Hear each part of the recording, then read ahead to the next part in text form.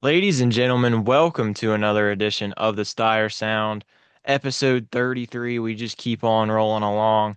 We are here to recap the Birmingham Supercross. A lot happened this weekend. First East-West showdown of the year, and we had Hayden Deegan ride through the pack, take the victory, and then a penalty strikes, and Cole Davies inherits the win. 450 class, dominant display from Hunter Lawrence. We will be recapping all of the action and nuggets from Birmingham, as well as some of the news and notes from the MXGP in Spain this weekend. A lot happening over there as well. Championship very early on. So twisting and turning every single week. But we're here once again. I am Trey Stire, your host. Thank you for listening.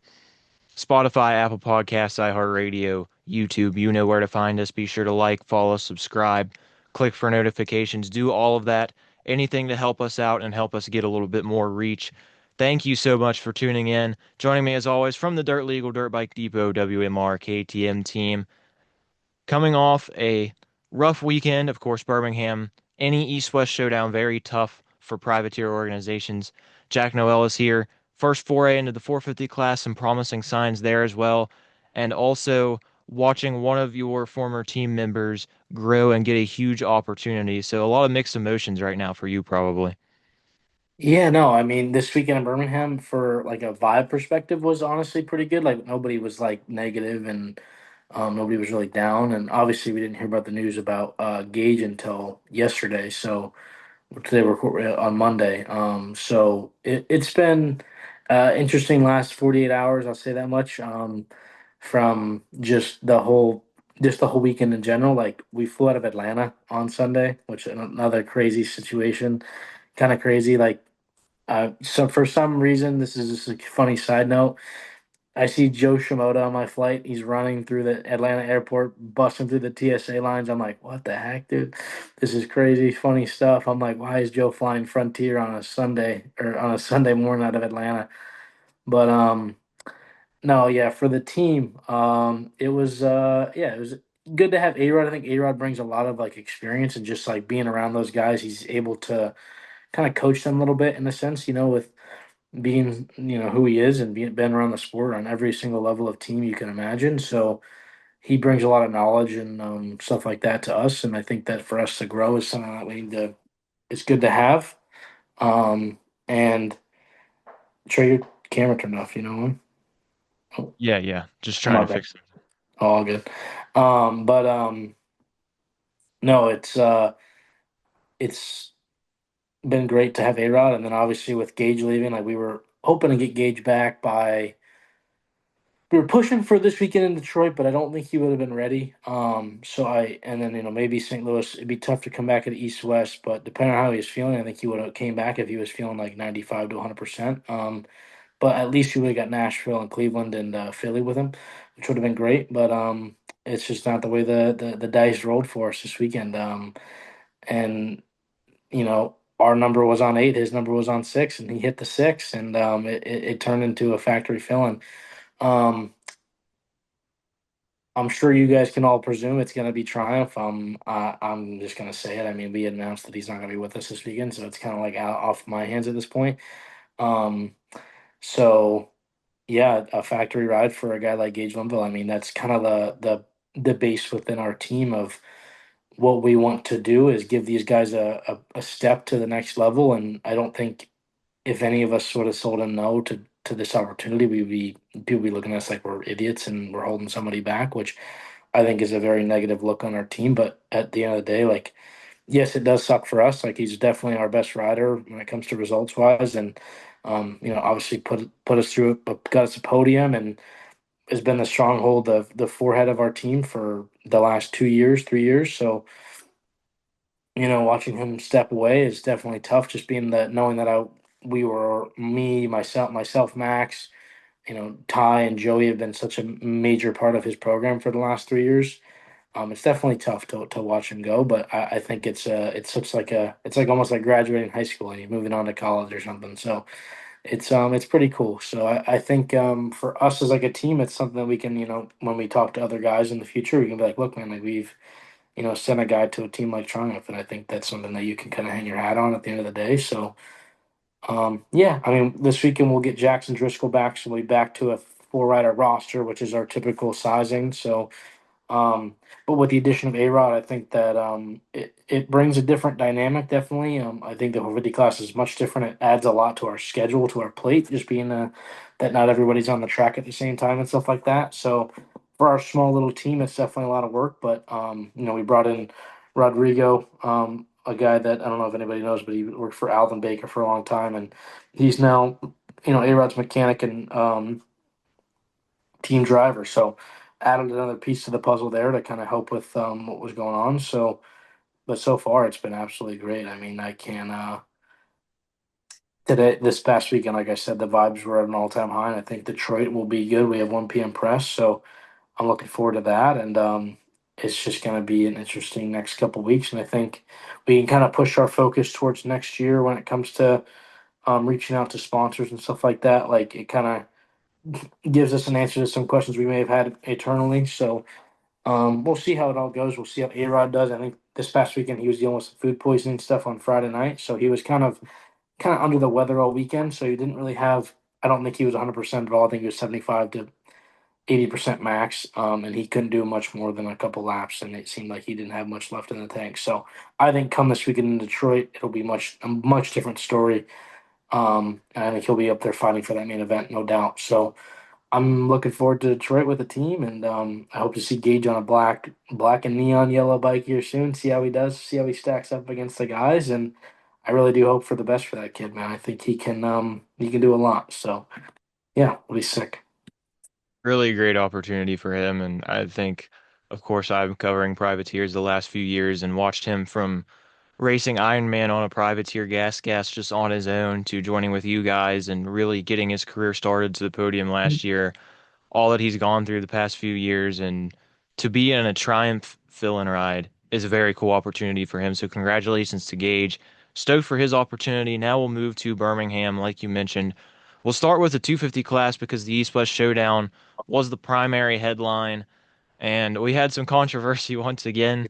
Hayden Deegan puts on perhaps the best ride of his career, definitely the best ride of his Supercross career, in my opinion. Just worked through the pack from 10th to 1st, got around all of the fast East Coast guys, Cole Davies, Joe Shimoda, Seth Hamaker, passed all of them.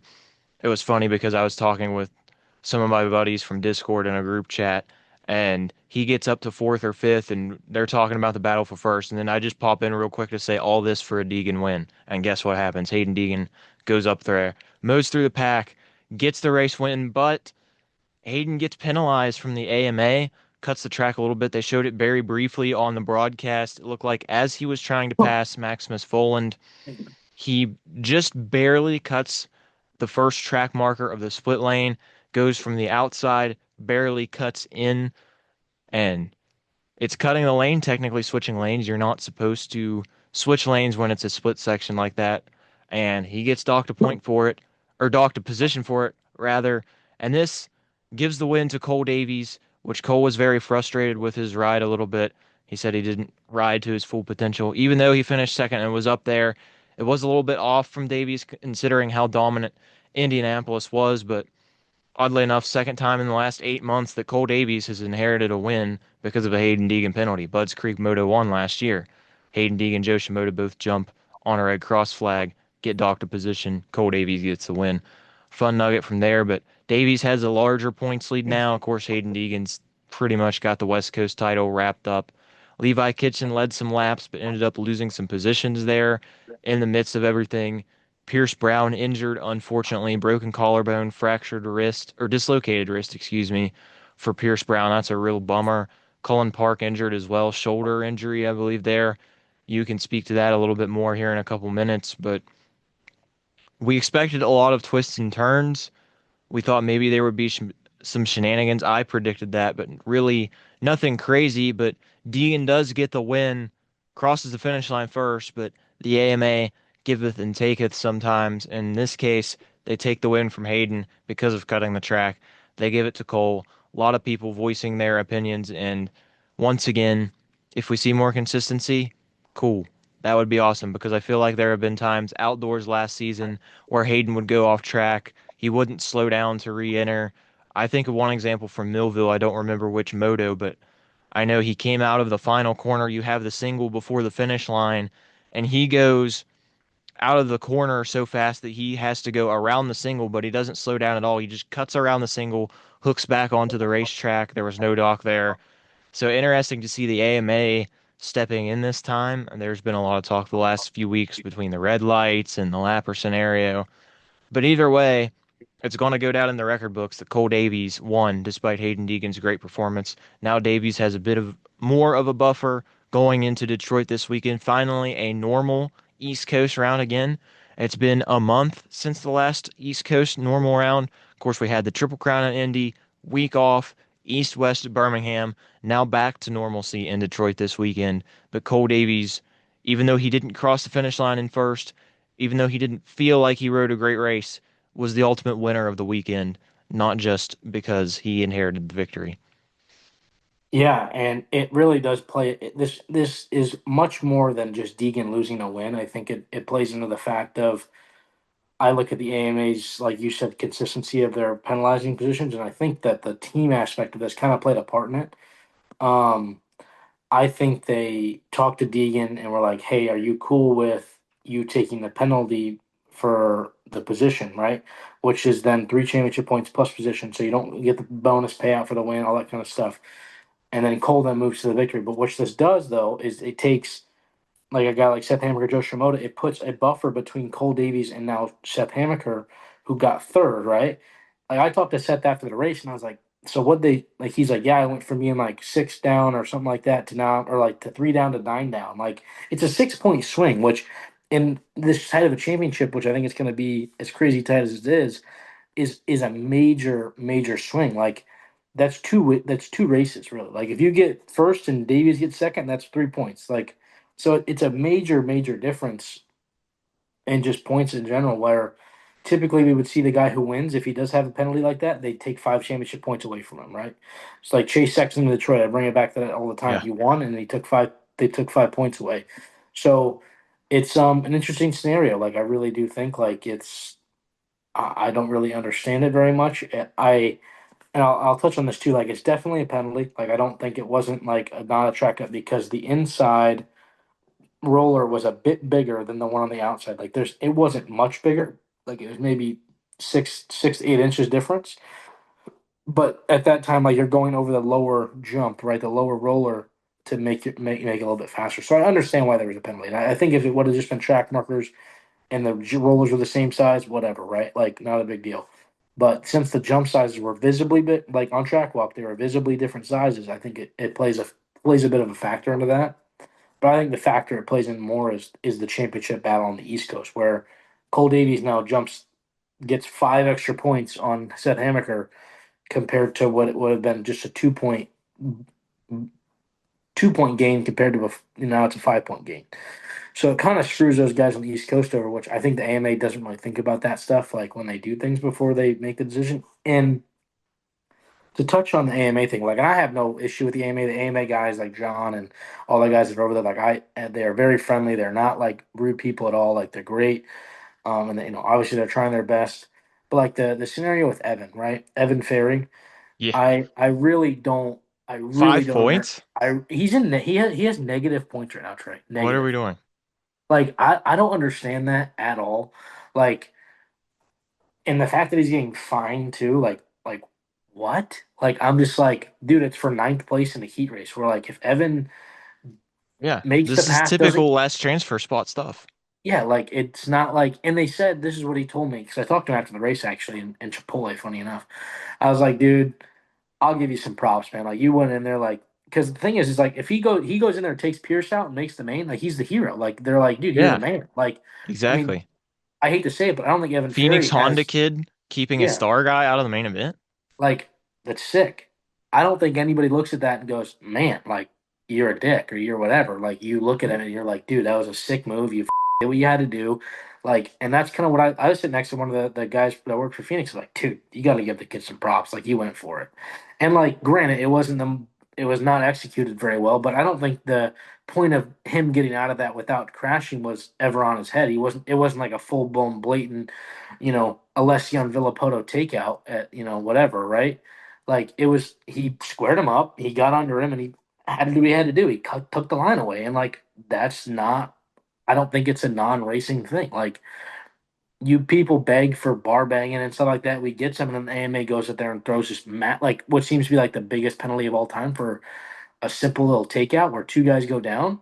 Like we've seen that 20 million times, I feel like, and there's never been a penalty in my head, which for like a spot like that or for the win or for something like that. But since it's Pierce Brown who's in the championship hunt, you take him out of that. He still made the main, so it's not a huge deal. But I mean, obviously he's hurt now, which sucks. But nonetheless, it's like, dude, like really AMA, like why are we finding a guy like Evan Ferry who probably doesn't make that much money, if any? You know what I mean? Like you guys, it just doesn't make a whole lot of sense. So I'm just that doesn't make sense. And then the whole, like I said, the whole 5 point or the not the 5 point, the deduction of a position, it just seems to be favoring that star Yamaha team, and it kind of makes me wonder, like, why? Like, I understand that Star Yamaha, they sell tickets to the races, and these are the guys that are, people are coming to come watch. But at the end of the day, these guys are trying to make it, and like, you're screwing over, you're kind of messing with a championship hunt to some extent by doing what you did with Hayden. So it's like, I don't know. I just don't really understand it. It doesn't make a whole lot of sense to me. It feels like there's favorites being played, which I don't really like. Like even the whole situation with the red lights in uh in Arlington. Arlington. Pierce Brown jumped on those lights. Joe didn't, and Pierce won because of it. Like I don't know, like stuff like that just doesn't make a whole lot of sense. And it seems to be like there's some favoritism being played. It really doesn't. That's the only thing that I can look at and be like, this is starting to get a little bit questionable on my end. I think everybody else, and if you look through the last 6 months of what's happened, like I think Star Racing Yamaha has been on the cooperating end of everything, like on the winning end of all these things. Like Deegan's not getting penalized for taking out Max Anstey, you know, so it's like stuff like that. And like if it was for like 11th or 12th, like whatever, right? Like who gives a Yeah. crap? And even too, if it's two guys like Evan Ferry and a guy like Josh Faries, right, for Henry fourth place. Miller. Yeah. Like they don't care. They're not going to send Yeah. it. Whatever happened. But since it's Pierce Brown, they obviously all of a sudden care. Like it just doesn't make a whole lot of sense to me. That's the only complaint I have about that. Um, but yeah, no, I will touch now on the 250 class. I think Hayden Deegan is by far the best 250 rider we have seen in a long time. I think he smokes Jet. I think he smokes Hunter on a 250. I think he smokes a lot of guys on a 250. Like I think he might be one of the best 250 riders to ever touch a dirt bike. Don't get me wrong, the stuff that happens in the it will not fly in the 450 class. Getting a 12th place start and working your way back to first, like that's never going to happen. Um, but yeah, no, it was pretty crazy. How good he rode and how fast he was able to get through that field. Like, I mean, that ain't just a West Coast field either. Like I said earlier, like I've been saying all year. Hey, Deegan ain't doing this on the East Coast. Well, he did it at East West shootout where it's stacked. I'm like, all right, well now Everybody. I'm eating my words of saying if he gets a bad start on the East West shootout, it could be bad for him. It doesn't matter. Does not matter. Not at all. Not even an inch of mattering at all. So yeah, it was crazy. Davies rode phenomenal as well. I think Seth Hamaker really good ride for how far back he was. I think he was in. Oh no, well he was up front early, I believe. Right, he was right in the mix early. Yeah. I'm trying to remember. I didn't watch the main event live, but he's up in the mix early. Kind of had like that mid race like fog of like just didn't know what to do and like was kind of like lost in the sauce. And then obviously was able to come back and got a little bit lucky with a just showing a mistake there. But he's doing a good job of salvaging his championship odds. His hopes, I think it's definitely still on. I think Davies is still young, still very very young. I don't think it's all there yet for Davies. I think his raw speed is better than anybody else in the class. But I think Joe Shimoda, like in these next couple of races, is going to really turn on. I think the same thing for Seth Hamaker. I think when it's getting late in this season, um, these guys will be really really solid. So I'm very excited for the next race in St. Louis for this East Coast Championship. Sucks that Pierce went out the way he did. And like the West Coast is wrapped up. Like I genuinely could see him winning in St. Louis and Levi getting like worse than like 14th or something. And he wraps it up in St. Louis. Like it could be that crazy. 2 rounds early, like that's nuts. So um, no, I'm very very interested to see how it goes. I think it'll be great racing the next couple weekends in the East Coast. I mean, these next, I believe it's the next. I mean, it's crazy how many freaking triple crowns we have too. We have two on the East Coast, two East West shootouts. Like we have the next between this race, Birmingham and Cleveland. There's 5 races, and there's triple crown and two East West shootouts. Like pretty crazy. So we only have 3 regular races left on the East Coast. So it's going to be interesting to see how everything stacks up. The next East West shootout will be massive for points again. I think. So yeah, I'm very excited to see it all stacks up, and the 250 class was great. Shout out to Crockett Myers, by the way. Yeah. Holy crap! I What an was ride like, in the LCQ. wow, what a ride is right, dude. I mean, got it done, dude. Got it done. I mean, didn't have much of an event, but I don't expect much. I mean, he was somehow he got in. Flat Um, tire is what I heard from Crockett oh, that as makes did his sense. main event in, which I said in my unsung hero stuff recording that. I'm like looking at all the rocks that JT was pointing to out there in the post race show, like no surprise to me that he got a Yeah, flat because some of yeah, those things were huge. yeah. The rocks that were insane, like boulders on that track was crazy. Um, but yeah, no. Shout out to him, dude. Shout out to Nick Romano for getting out of an LCQ. I mean, I don't think it was the best showing. I don't think it's what what he would have liked to show. But for Good to showing up see at an him East back West, regardless. yeah, for to show up at an East West shootout to make the main event, I think you can. That's all you can really hope for. Getting back to that race, which I think Romano will have some more in Detroit. I think we could see Casey Cochran back this weekend too, as well. And I want to say. I know. Yeah, I think that's it. So, and then there's a couple for 50 guys coming back too. I believe this weekend as well. They move into that. So I'm interested to see. What do you think about the 450 class this weekend, Trey? Real quick, I think you have a really interesting take and proposition there on the penalty thing because it does seem like it benefits Star Yamaha more often than not. And I also saw people jokingly saying like, "Oh, Star protested Deegan to give Davies more points," but No, like never literally, like know. I genuinely think that could have happened. Because I don't think the AMA willingly will be like, oh yeah, we'll just dock the position, we'll just give them the win and then take away the because like taking away a win from somebody who like won on like a under like a technicality is really hard to do. Where like they didn't like Not just visibly any give it. ride either.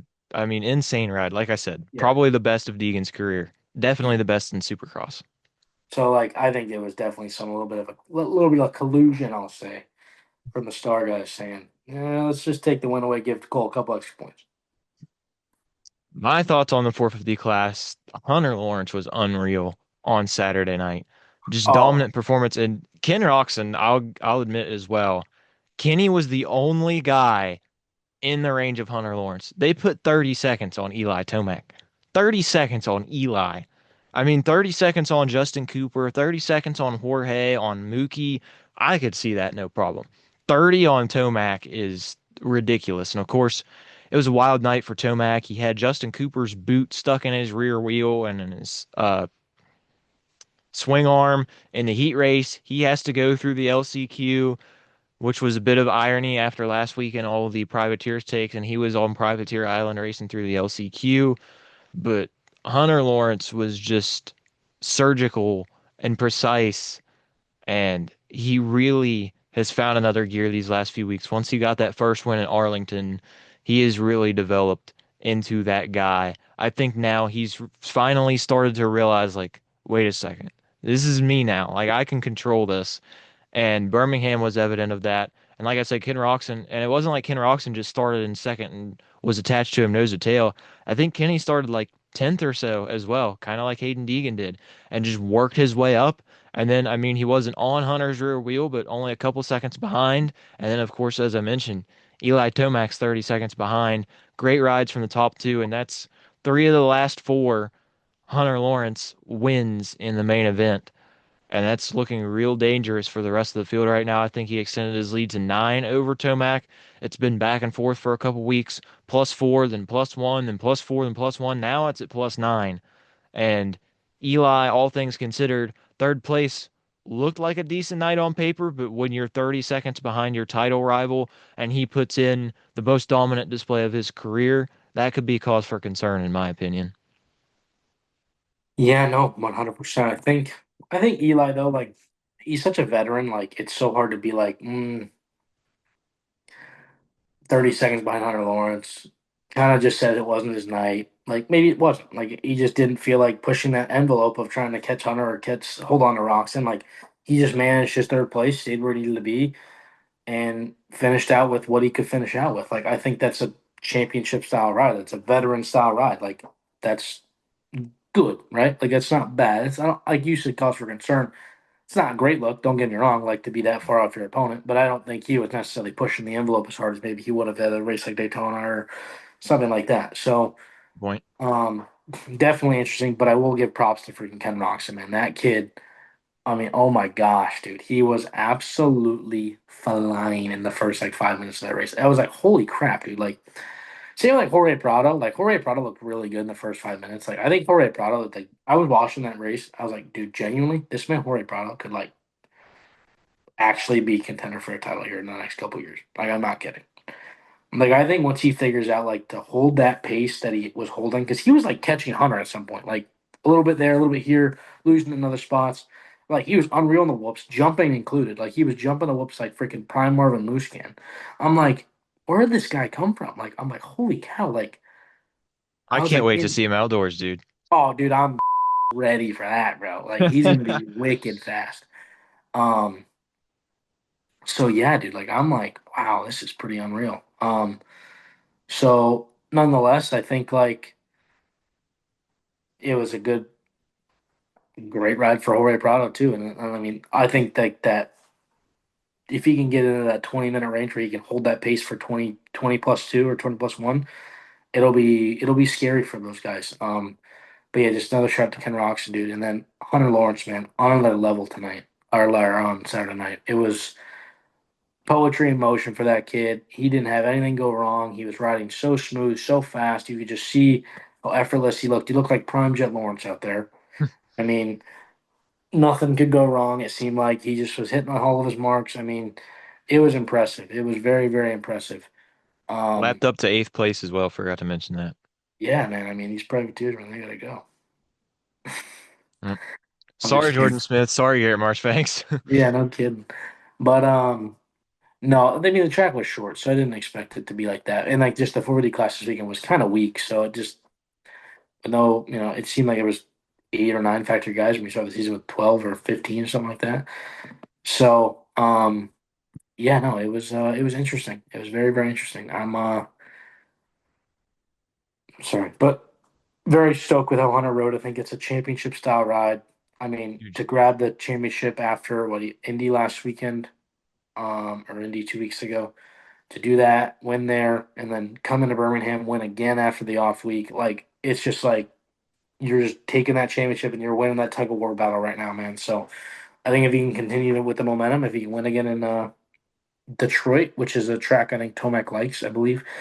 He's won there in the past and that. So I'll be interested to see how it goes. I think he'll be right up there with those guys. I think it'll be a solid showing for both guys, Hunter and Eli. I think if Eli doesn't win though in these next two races and Hunter continues to be winning, it's going to be really, really tough. I think Hunter's cementing his weight on this title, and it's crazy to see DeLawrence not leave the title hunt. Really, you know what I mean? So this is huge for Hunter. I think this is a career changing kind of season where when Jet comes back, how confident is Hunter Lawrence? How ready is he to take on the challenge of his own brother? I mean, how does that relationship change? Because it's always been Hunter's kind of been that, you know, 7-4 guy. Now Hunter's that guy, you know? So it changes the dynamic, I think, a little bit too. I mean, it's easier this year because there's no Jet in the picture. But like in years to come, I mean, I think the relationship will be fine. Like I don't think it'll be like crazy. But when it comes to like Honda and the resources and like what they're putting their effort into, it'll be interesting to see. So I'm looking forward to seeing how it all works out for everybody. And man, Hunter Lawrence is that guy right now. And I think if Tomac doesn't win soon, and he's gonna start needing some help in some bad areas, and I think a guy like Ken Roczen, Cooper Webb, and when Chase, he should be back this weekend. Um, Comes back. Hopefully, they're up there in that fight, and they can kind of mixing things up for maybe make it a little bit more interesting. But at this point, I don't think anything crazy is going to happen. I think Hunter's got this thing on lock. So Detroit will be an interesting one to watch. Before we get into MXGP really quick, I also want to shout out Team USA in the FIM Oceania Women's Motocross Cup. Lachlan Turner, Mila Herrick, Jordan Jarvis, Jamie Astudillo, former Dirt Bike Depot racer herself. They took the overall victory. Lachlan would have won if they went on a single rider overall. She went 1-2, I believe. But Team USA getting some retribution for their loss last year. And of course, it's March, it's Women's History Month. So making more history for American women's motocross. Awesome result for them. Congratulations to them. And also, shout out to all of the women in the industry throughout for Women's History Month. We appreciate you. Shout out to all of you. Now moving on to MXGP. We thought Jeffrey Hurlings might take control of this thing with his dominant display in Argentina. We look at Langenfelder, what he did round one, both went 1-1. Switch things up. 450 class, Lucas Coenen, he had a struggle in Argentina, really wasn't like himself, his usual pace, and then he comes back, he answers the bell 1-1. 1-1-1 if you want to count the qualifying race. Perfect weekend, perfect 60-point haul from Lucas Coenen. He was my title pick for the MXGP series, and he put a big statement out there. He will have the red plate for the first time in his premier class MXGP career. Granted, it's only his second season, but a big win for the number five. I almost wanted to say the number 96, but he's number five this year. Then in the MX2 class, Triumph gets their first victory as a manufacturer. It was a perfect day on Sunday for them. Of course, your guy, Mr. Ferez, in front of his home crowd, he had that place revved up for the moto victory, but unfortunately, some shifter issues in the second moto didn't get started out great. They tried to fix things in the pits, but they told him to come back to retire from the race. But then out front, you had Sasha Coonan leading, Valerio Lotta for Team Honda, HRC Petronas in second, and then Camden McLellan, the other Triumph rider from South Africa. He just started reeling them in. Got past Lotta, then flew around Coonan. Camden McLellan wins his first overall win from Triumph. We said last week that these Triumph guys could steal an overall win or two the way they were riding at Argentina. They were really the favorites in the class to disrupt that potential Langenfelder, Coonan, Everts trio from winning, and Everts really hasn't looked that great in the first two rounds compared to some of these other guys.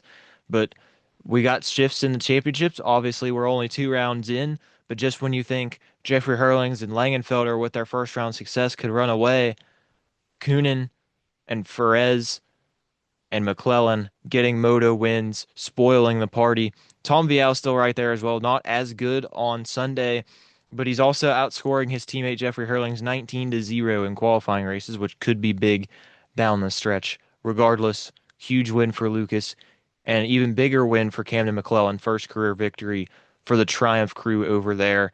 Really, KTM Gas Husqvarna, the only manufacturer that's won an MX2 for the last 3 or 4 years. So huge for Triumph to spoil the party up there.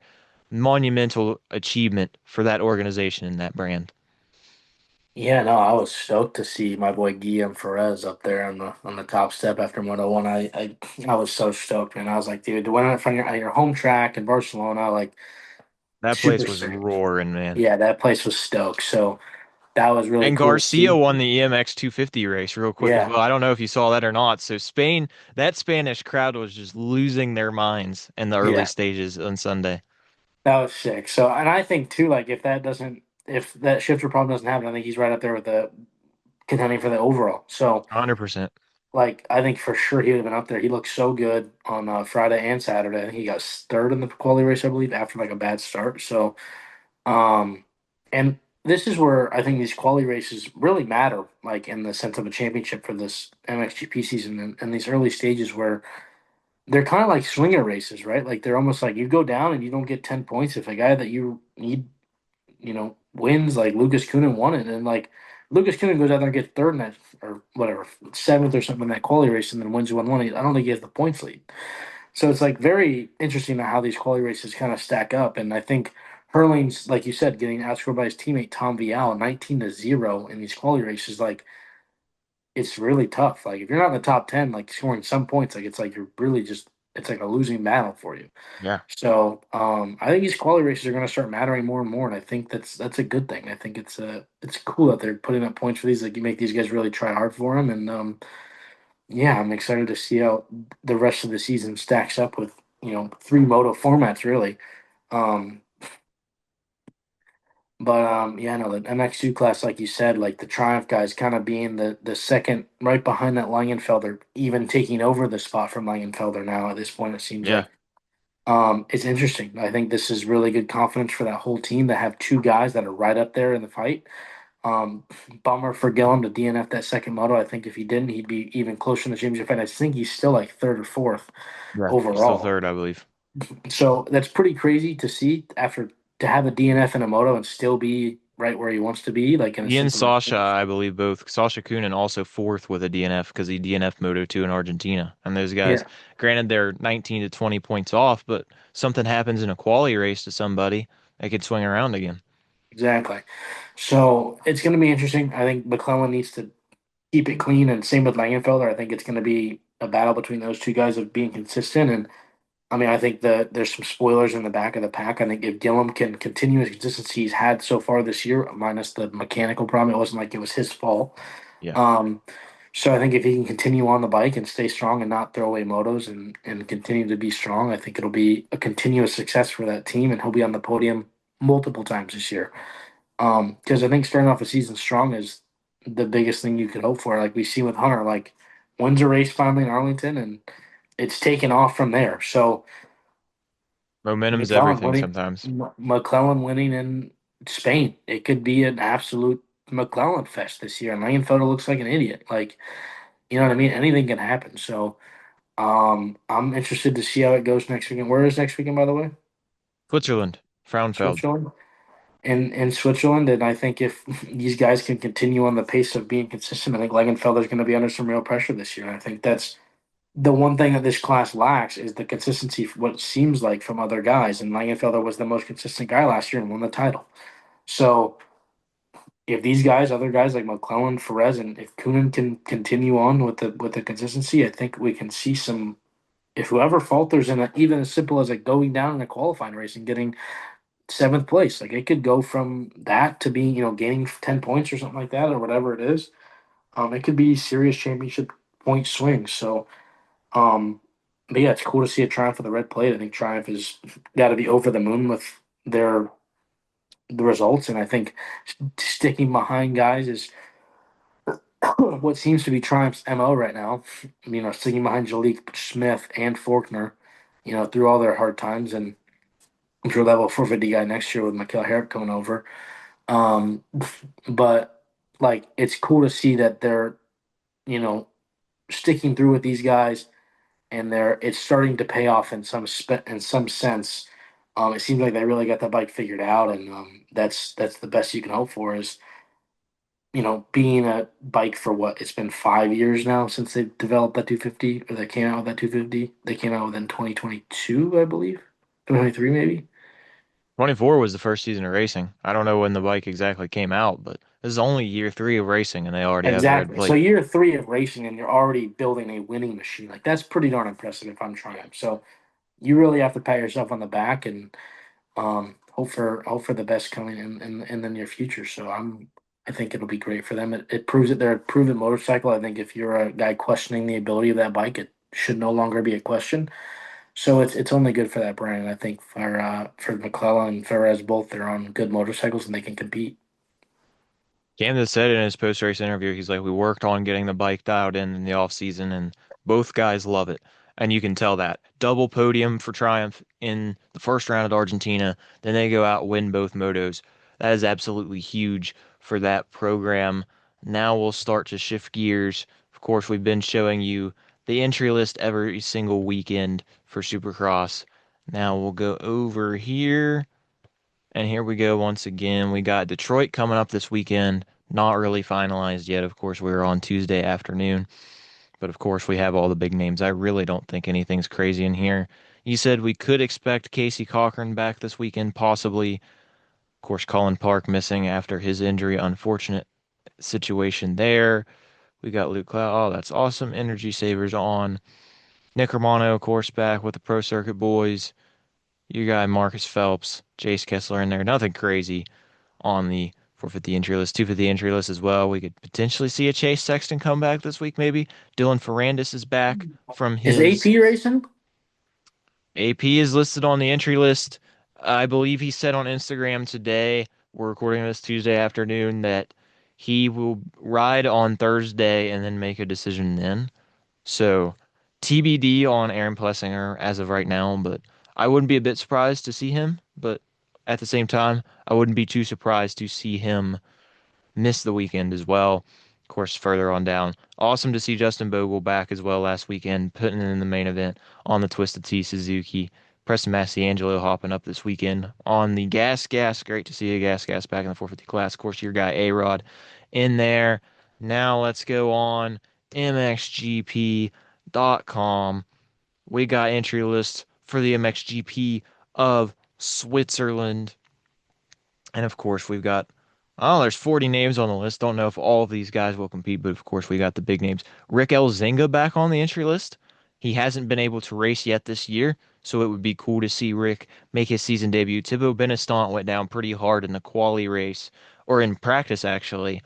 Hopefully, he'll be back and ready to go. Loris Friedig, Nico Groitman, two Swiss locals, a few more in there. Roan van de Moosdijk is back, it looks like. Not sure what organization he's with. Maybe he's still with the KTM Kosak team. I'm not sure.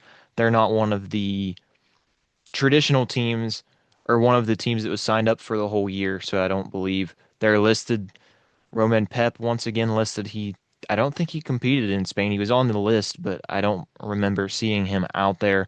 DeWolf made his debut last weekend. Nothing crazy, but he's back out there getting some reps. Oriol Oliveira had that whole shot in the second moto. Another Spanish guy who was revving up the home crowd. That was pretty cool to see.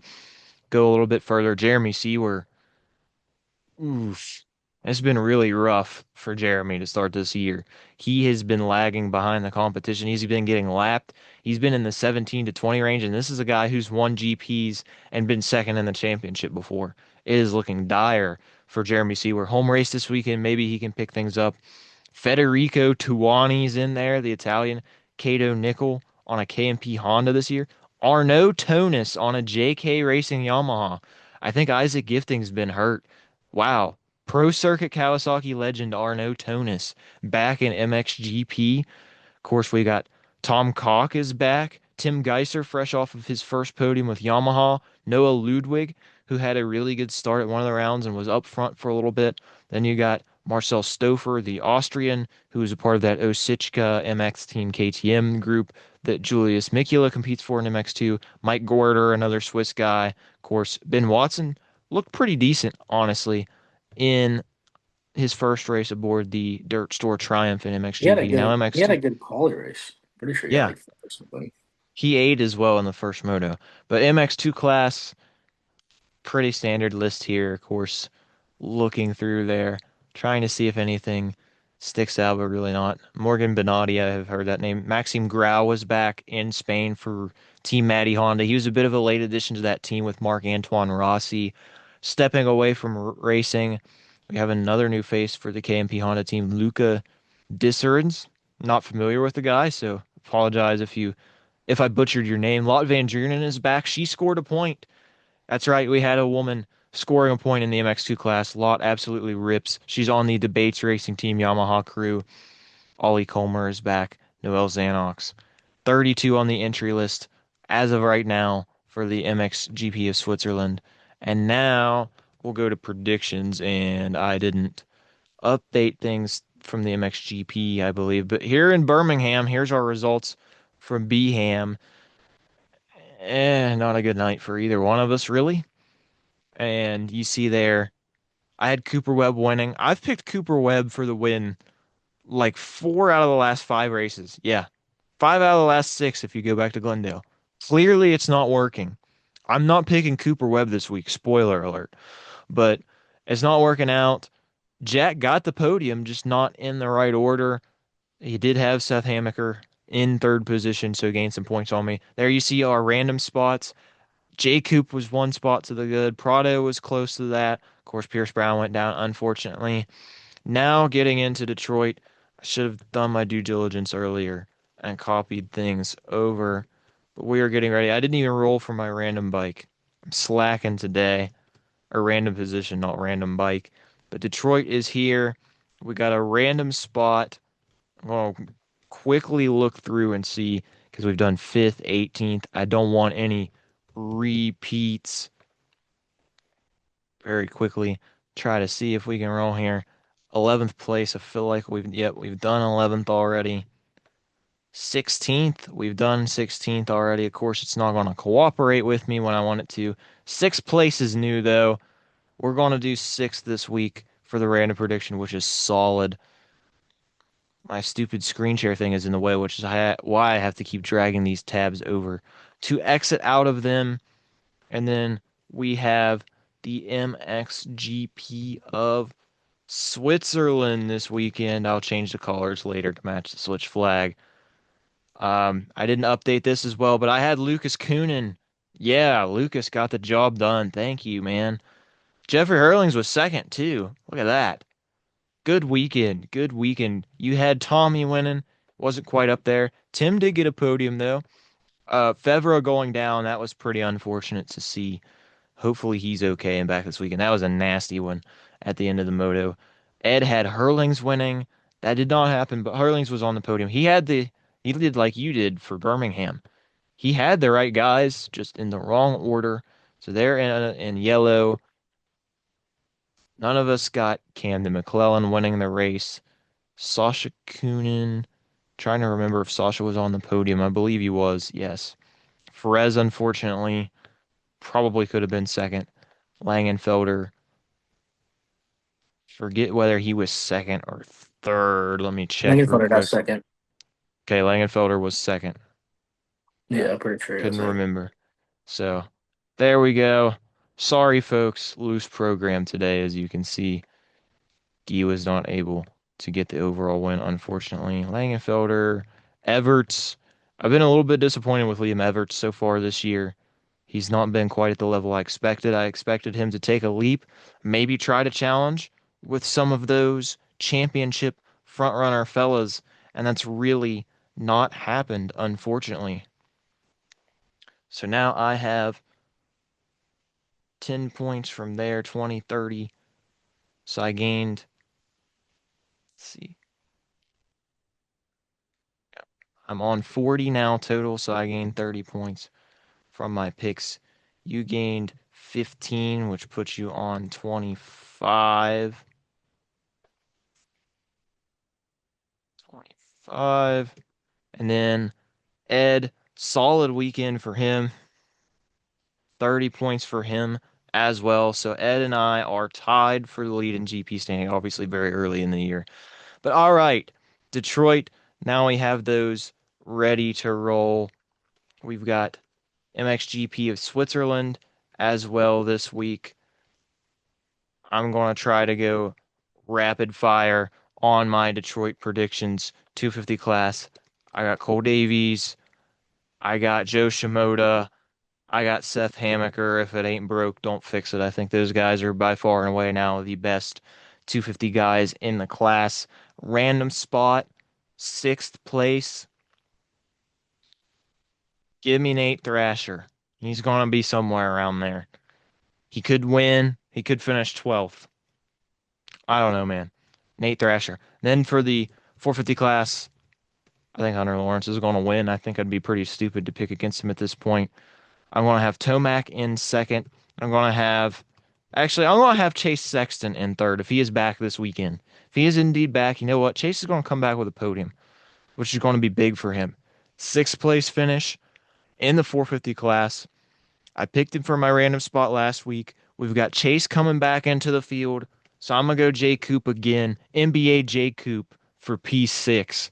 Give it to me, man. Let's see if that works out. I'm going to go ahead and slide over, do my MXGP picks as well. Oof. This track, I'm not sure what to expect, really. This is the track that cost Tim Geiser the championship last year. It's the one where he went down and out for a good portion of the season. You know what? I think I'm going to pull the trigger on a Tom Vial win. I got Tommy winning this weekend for his first career MXGP Premier Class overall victory because I just don't know what to really expect of this track. I'm going to have Lucas Coenen second. I'm not going to take him off the podium as of right now. I think we could have a surprise in third. I'm trying to think of who to pick for a surprise. I'm going to go, I thought Ruben Fernandez. I want to go Andrea Adamo gets a surprise podium. Why not? Another rookie in there for the Red Bull KTM Factory Racing Team. Then MX2 class, I think Langenfelder needs to get back some momentum, and he gets the win this weekend. I think we'll see McLellan P2. I think we'll see Sasha Kunin P3. He's going to win a moto, and then he's probably going to wad another one. He's going to go like 1-8 for third or something like that. I think Perez and Everts will be just right outside the podium. So there we go. I got Vial, Coonan, Adamo, Langenfelder, McLellan, Coonan, Lawrence, Tomac, Sexton, Davey, Shimoda, Hammaker, Justin Cooper, and Nate Thrasher, random spots. Had to do those a little bit quick. Jack, over to you. What you got? Tell me your podium predictions for this weekend in Detroit So, and in Frauenfeld, Switzerland. I'll go straight across the board. 450 first. I'm going Roczen, Tomac, Hunter Lawrence. My sixth place spot, I'll go Jorge Prado. Doing like me, sticking with it. Respect. 250, Hammaker, Shimoda, Davies, and I think Dax Bennick finishes in sixth. Um, MX2, I think Gillum is going to get a little bit of revenge this weekend. I think he's going to have a good race.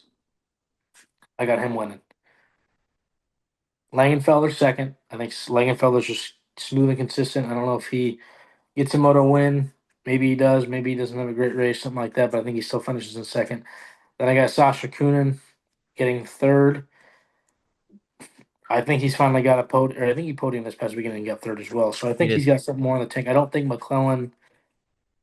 I think he's going to do good. I just think there could be a little bit of an issue maybe in one of these motos. Could have something go wrong. Be a bummer, but I think it's not going to be all sunshine and rainbows for him. MX1, I'm going to go Hurlings, Coonan, and Tim Geisher for third.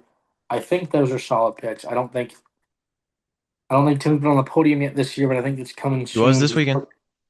He He was was? P3. Yeah, 6-3 for third. I know, not typical podium score, but he Yeah. got there. Well, I think this weekend he does come back and he gets another podium again, puts himself back in that mix, potentially with a moto win.